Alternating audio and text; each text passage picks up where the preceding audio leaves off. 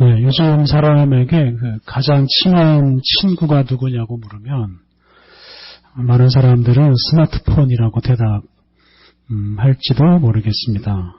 온종일 스마트폰 곁에 두고 틈나는 대로 들여다보고 사는 사람들이 참 많습니다. 그래서 어떤 친구보다도 가깝고 어떤 친구보다도 자주 만나는 존재가 바로 이 스마트폰입니다. 근데 반면에 이 많은 사람들은 이 스마트폰하고 친하게 지내는 것을 아주 경계하는 사람들도 있습니다. 스마트폰을 가능하면 멀리 하려고 애를 씁니다. 스마트폰하고 친하게 지내다 보면 좋은 일보다 나쁜 일이 더 많이 생기기 때문에 그렇습니다. 요즘 우리 사회의 스마트폰 중독이 큰 문제입니다.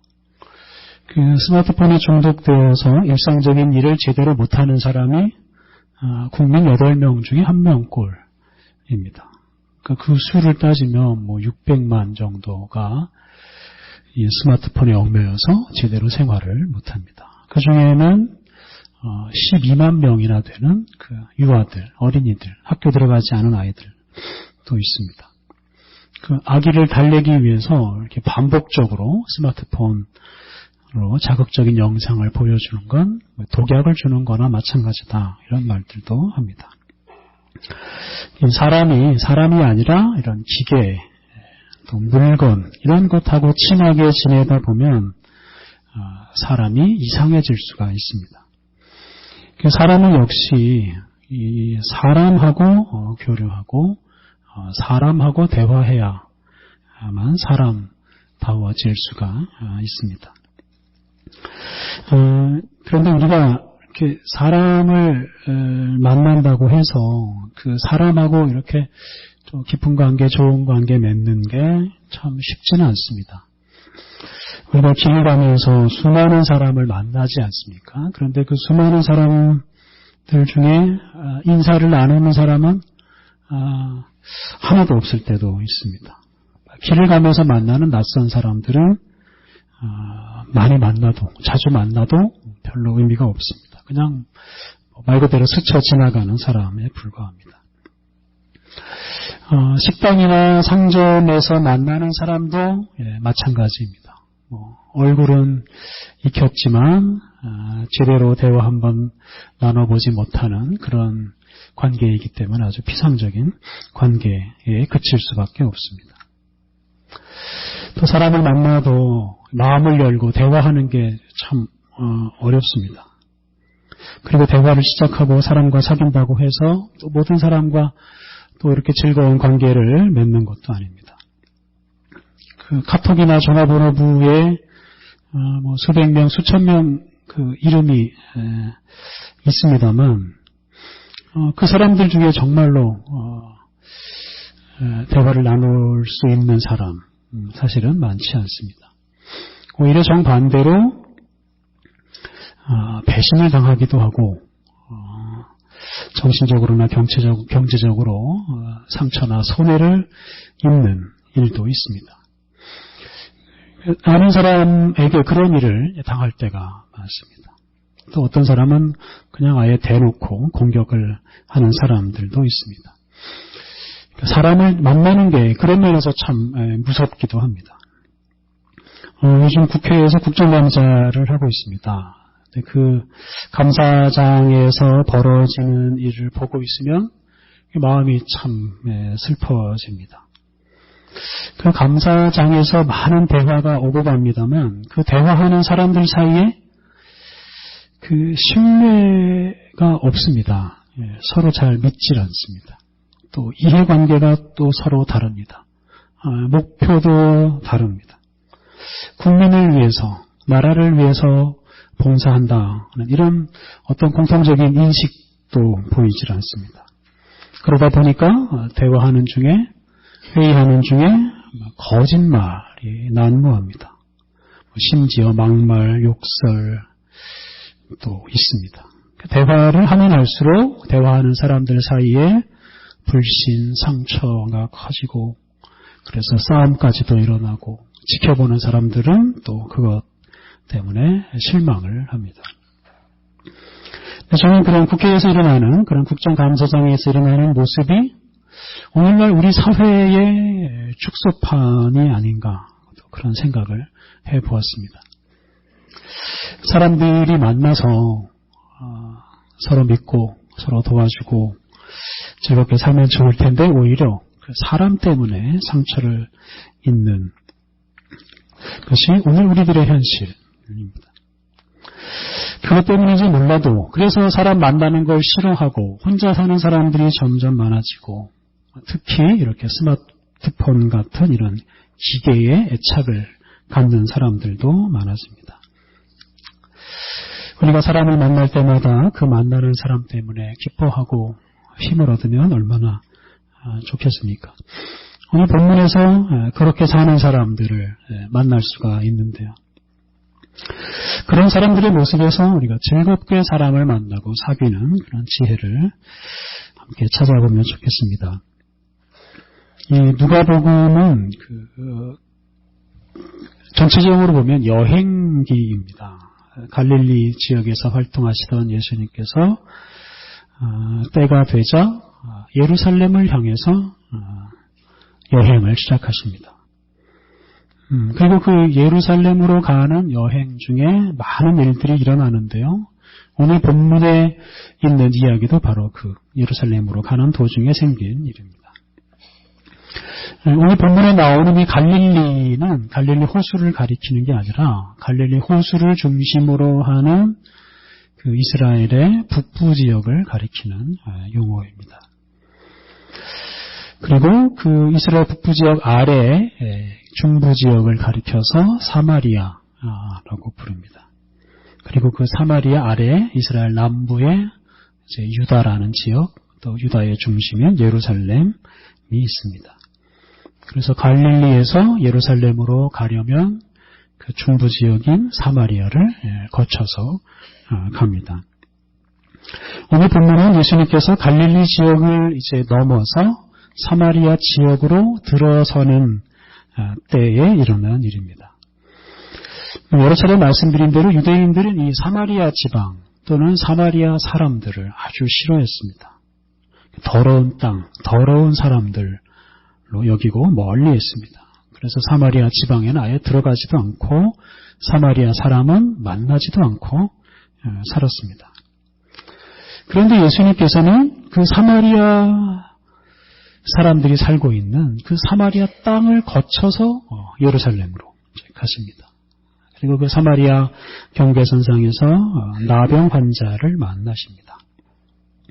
여러분, 이런 예수님의 모습에서 우리는 사람 만나기를 좋아하시는 우리 예수님을 알 수가 있습니다. 사마리아 사람 또는 나병 환자 이런 사람들은 그 당시에는 만나서는 안 되는 사람들이었습니다. 종교적으로 그런 사람들은 더러운 사람들이고 그런 사람을 만나면 만나는 사람 자신도 더러워진다고 여겼습니다.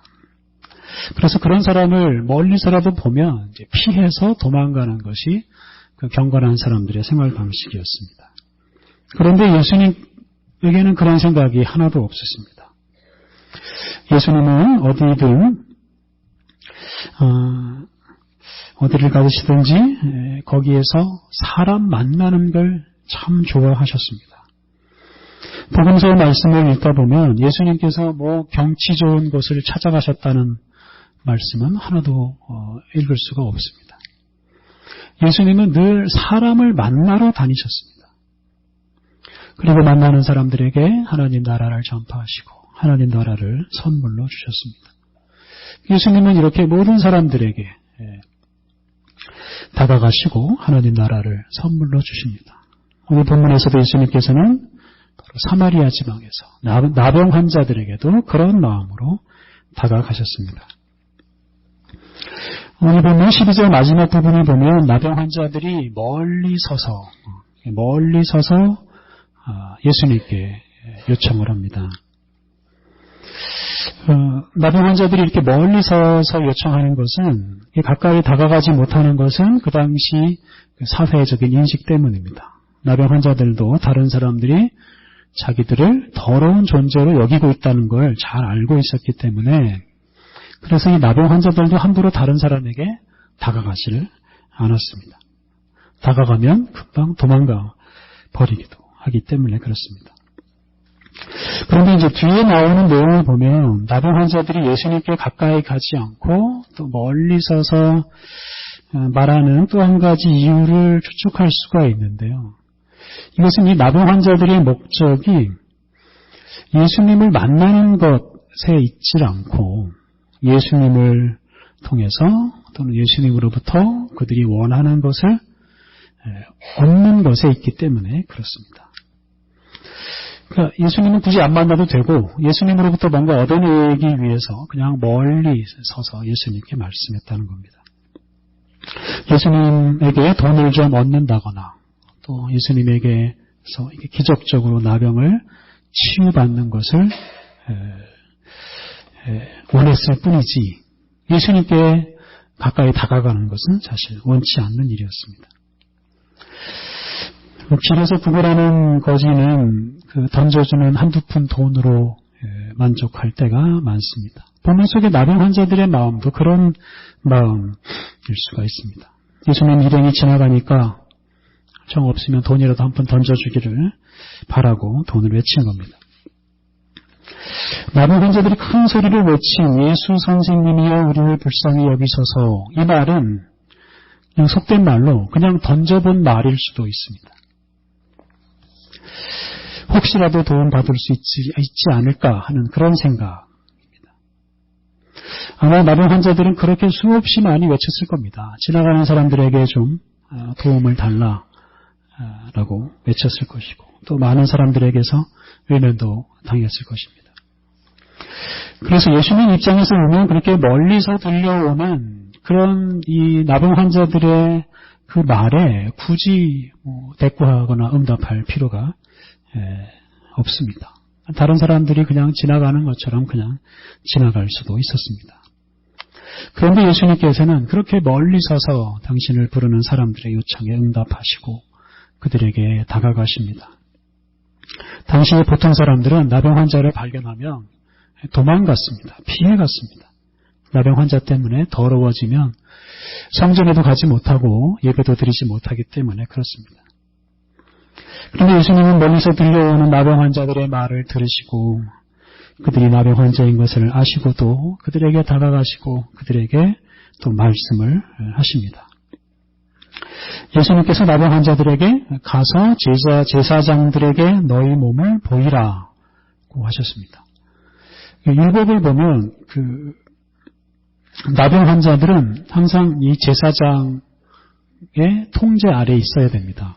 나병이 발생하면 가장 먼저 제사장에게 가서 진단을 받아야 됩니다.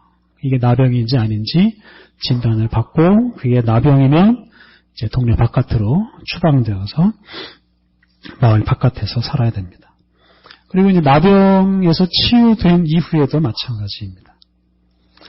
제사장에게서 와서 먼저 확인을 받고 그 다음에 이제 자기 집으로 마을로 돌아갈 수가 있습니다. 그래서 가서 제사장들에게 몸을 보이라 이 말은 나병 환자들의 병이 치유되었다 이런 선포입니다. 너희들의 몸이 나았으니까 이제 제사장들에게 가서 확인받고 집으로 돌아가라 이런 뜻이 됩니다. 나병 환자들은 제사장에게 가는 도중에 자신들의 몸이 치유된 것을 확인했습니다. 나병 환자들이 정말 그토록 원하던 일이 실현됐습니다. 앞에서 말씀드린 것처럼 나병 환자들의 목적이 이루어진 겁니다. 이들의 목적은 예수님과 만나거나 대화하는 게 아니었습니다. 예수님으로부터 필요한 것을 얻어내는 것이었습니다. 그리고 그들이 필요한 것을 얻었습니다. 그리고는 이제 미련 없이 그냥 자기들의 길을 갑니다. 그런데 그 중에 한 사람이 가던 길을 돌이켜서 예수님께로 왔습니다. 전에는 이제 멀리 서서 외쳤는데 이제는 예수님 발 앞까지 와서 아주 예수님에게 딱 붙어서 예수님께 감사합니다. 그러니까 이 나병이 치유된 것을 계기로 이 나병 환자가 예수님께 가까이 다가왔고 그리고 예수님과 대화하였습니다. 이어지는 말씀을 보면 예수님은 나머지 다른 나병 환자들도 당신에게 돌아오기를 사실 기다리고 있었습니다. 그러니까 예수님의 목적은 나병 환자들을 치유하는 것이 아니라 이 나병 환자들을 가까이에서 만나는 것이었습니다. 나병 환자들을 가까이에서 만나서 그들과 대화하는 것, 이것이 바로 예수님의 목적이었습니다. 나병 환자들이 예수님에게 다가오고 예수님을 만나는 것, 예수님은 그것을 위해서 치유하셨습니다. 그래서 나병으로부터 해방되는 것보다 더 중요한 것은 예수님에게 나와서 예수님을 만나고 예수님과 대화하는 것입니다. 예수님께서는 당신에게 나온 나병 환자에게 내 믿음이 너를 구원하였다 라고 말씀하셨습니다. 다른 나병 환자, 다른 9 나병 환자는 단지 치유받는 것에 그쳤지만 예수님에게 나온 이 나병 환자는 거기에 그치지 않고 구원을 받았습니다. 여러분, 여기에서 말하는 구원이라는 게 무엇이겠습니까? 육체뿐만 아니라 영혼까지 그 사람 전체가 치유받고 구원받는 것을 말합니다. 몸과 마음과 영혼까지 모두 구원을 받는 것입니다. 그런데 결과를 두고 말해보자면 구원을 받았다는 것은 곧 하나님께 예배하는 사람이 되었다는 뜻입니다. 하나님과 관계를 맺고 하나님께 예배하는 사람으로 살았다 하는 것이 바로 구원받은 사람의 징표입니다. 본문 속의 표현대로 구원받은 사람은 하나님께 영광을 돌리는 사람이 되었습니다. 치유받고도 하나님께 영광을 돌리지 않고 그냥 자기의 길을 간 사람, 그 9사람은 구원받은 사람이라고 말하기 어렵습니다. 자기 자신이나 자신의 모습이 하나님의 은혜로 이렇게 되었다라고 깨닫고 하나님께 영광을 돌리는 사람이 바로 구원받은 사람입니다. 그러니까 치유받은 것을 계기로 하나님을 알고 하나님과 관계를 맺고 하나님께 예배하는 사람, 그 사람이 바로 구원받은 사람입니다. 예수님께서 나병 환자를 치유하신 목적도 바로 이것입니다. 예수님께서 그들이 당신께로 돌아오고 하나님께 영광을 돌리며 살아가는 사람이 되게 하시기 위해서 그들을 치유하셨습니다. 그런 면에서 단지 질병으로부터 치유받은 것에 만족한 이 다른 나병 환자들은 아직 구원에 이르지 못한 사람들입니다. 그런데 이런 사람들이 오늘날 우리 안에도, 우리 교회 안에도 있습니다. 신앙생활의 목적이 하나님과 관계를 맺고 하나님께 영광을 돌리는 것이 아니라 자기가 원하는 것을 얻어내는 것을 목적으로 삼는 사람들이 있습니다. 죄로부터 치유받고 재물과 명예를 얻기 위해서만 신앙생활하는 사람들이 있습니다. 그런 신앙생활은 신앙생활이라고 할 수가 없습니다. 왜냐하면 하나님과 관계를 맺지 않기 때문에 그렇습니다. 하나님께 영광을 돌리지 않기 때문에 그렇습니다. 그래서 예수님을 믿고 예수님과 관계를 맺는 일보다 어떤 물질적인 것, 세속적인 것을 얻어내는 것, 이걸 목표로 삼는 사람은 결코 구원에 이를 수가 없습니다.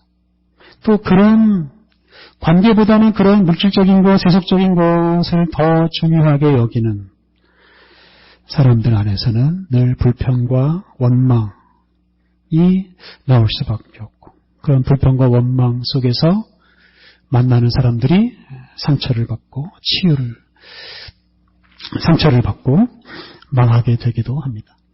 이렇게 원망과 불평하는 사람들이 바로 사람들 사이의 관계를 파괴하고 맙니다. 예수님께 돌아온 이 나병 환자에게 특별한 것이 있습니다. 그게 무엇이냐면 바로 감사입니다. 나병 환자가 예수님께 돌아온 동기가 무엇입니까? 감사이고 목적도 역시 감사입니다. 감사하는 마음이 있었기에 예수님에게 왔고 예수님께 감사하기 위해서 돌아왔습니다. 이 나병 환자는 질병으로부터 회복된 자기의 몸을 확인하는 순간에 바로 감사했습니다. 여러분, 감사하는 게 당연한 것처럼 보일 수 있지만 사실은 감사가 당연하게 나오진 않습니다. 질병으로부터 회복된 후에도 감사할 줄 모르는 사람이 참 많습니다. 그러니까 10명 중에 9명은 감사할 줄을 모릅니다.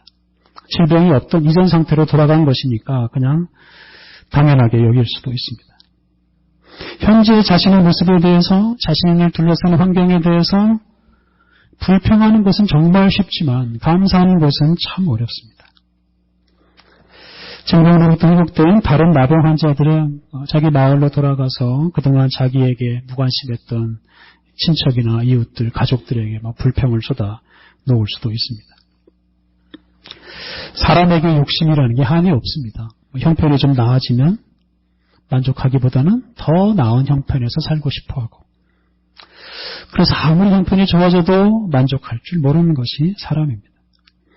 그런 의미에서 이 감사라는 게 그냥 당연하게 나오지 않습니다. 아무리 좋은 일이 생긴다 하더라도 감사할 줄 모르는 사람들이 있습니다.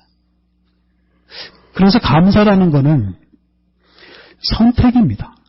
감사하느냐 하지 않느냐, 우리가 선택하는 것입니다. 지금 나 자신이나 나 자신, 내 삶의 조건을 감사하게 받아들이느냐 받아들이지 않느냐, 이건 우리의 선택입니다. 예수님께 돌아온 나병 환자는 치유받은 자신의 모습을 보고서 감사했습니다. 그게 무슨 뜻이겠습니까? 이건 하나님의 은혜다. 그의 긍휼력인 예수님의 사랑이다 라고 생각하고 감사하기로 선택하였습니다. 나병 환자의 감사는 반응이 아니라, 당연한 반응이 아니라 선택이었습니다. 감사는 우리 자신이나 우리 현실에 대한 어떤 무조건적인 반사적인 반응이 아니라 우리의 선택입니다. 우리의 삶의 현실을 감사하게 받아들이는 사람, 감사하기로 선택한 사람, 이 사람이 감사할 수 있고, 바로 이 사람이 예수님과 관계를 맺고 하나님께 영광을 돌리며 살아갈 수 있습니다. 오늘 읽은 구약의 말씀은 선지자 예레미야가 바벨론에 사로잡혀간 사람들에게 보낸 편지입니다.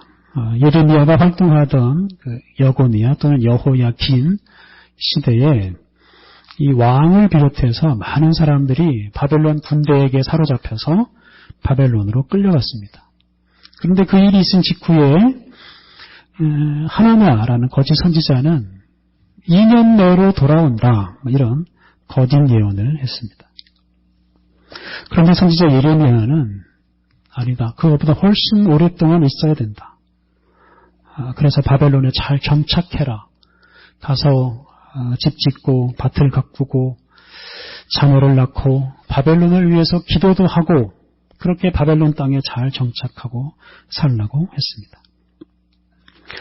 여러분, 이게 무슨 뜻이겠습니까? 그 자신들을 사로잡아간 그 바벨론, 그 원수들의 나라, 그 험한 현실, 그 나쁜 사람들을 잘 받아들이라라는 뜻입니다. 거기서도 감사하게 살라는 뜻입니다. 바벨론 포로 생활을 하지 못할 생활처럼 여기지 말고 그걸 하나님의 뜻으로 여기고 감사하게 잘 받아들이고 거기에서 살 때 하나님의 뜻이 이루어진다라는 말씀입니다. 바벨론이라는 그 험한 현실을 감사하게 받아들이고 거기에 잘 정착하라고 선지자 예레미야가 말했습니다. 오늘 본문에 나오는 이 사마리아 사람은 당시 그 주류 계층이라고 할 수 있는 유대인들에게 천대받는 사람이었습니다. 나병은 나았지만 사마리아인이라는 이런 낙인은 아직 떨어지질 않았습니다. 영원히 떨어질 수가 없습니다. 그 불만거리가 여전히 존재합니다. 감사할 조건으로만 따지자면 10명 나병 환자 중에서 이 사마리아 사람이 가장 감사할 것이 없는 사람입니다. 그런데 이 사마리아 사람은 자신이 질병에서 해방되는 그 순간에 그것을 예수님의 은혜로 받아들이고 감사했습니다. 그는 하나님께서 그를 버리신 것이 아니라 함께 하신다는 사실을 확인하고 감사했습니다. 질병에서 해방된 것보다도 하나님께서 그와 함께 하신다는 사실 때문에 그는 기뻐하고 감사했습니다. 그래서 아직도 불만거리가 많지만 그는 감사하는 사람이 되었습니다. 그의 삶의 조건을 감사함으로 받아들였습니다. 그리고 하나님께 영광 돌리는 사람으로 살고 구원의 은총을 받은 사람으로 살아갔습니다.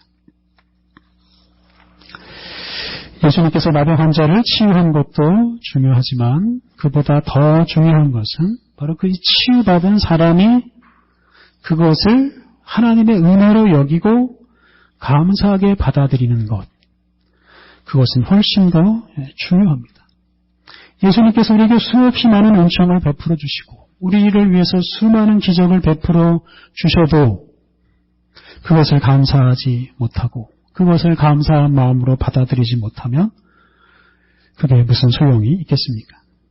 지금 우리 자신의 모습, 우리 자신의 형편을 하나님의 은혜로 여기고 감사하게 받아들이는 사람이 하나님께 영광을 돌리며 감사하는 사람으로 살아갈 수 있습니다.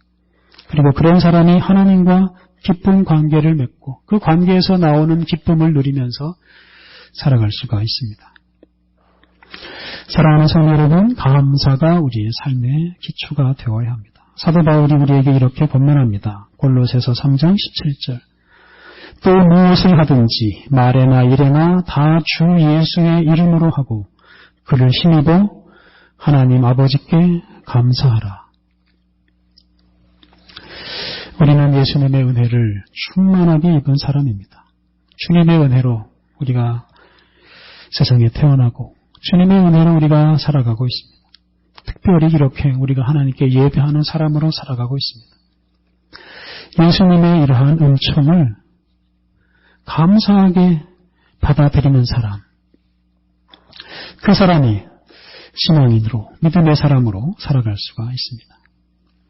우리가 그렇게 감사할 때 불평과 원망거리를 버리고 하나님과 즐거운 관계를 맺고 살아갈 수 있습니다. 또한 우리의 이웃들과 즐거운 관계를 맺고 살아갈 수 있습니다. 사랑하는 성도 여러분, 예수님의 은총을 힘입어 감사하는 마음 회복해서 감사하는 마음으로 늘 하나님께 나아가고 또한 감사하는 마음으로 우리의 이웃을 만남으로써 항상 기쁘게 살아가고 원망과 불평이 넘쳐나는 이 세상을 기쁨이 넘치는 세상으로 변화시켜 가시기를 바랍니다. 우리 함께 기도하시겠습니다. 우리가 연약할 때 우리를 먼저 아시고 우리를 찾아오신 하나님, 우리를 만나주신 하나님, 우리의 존재와 우리의 현실이 다 주님의 은혜입니다. 그래서 오직 감사할 것뿐입니다. 하나님, 우리가 주님의 은혜를 기억하며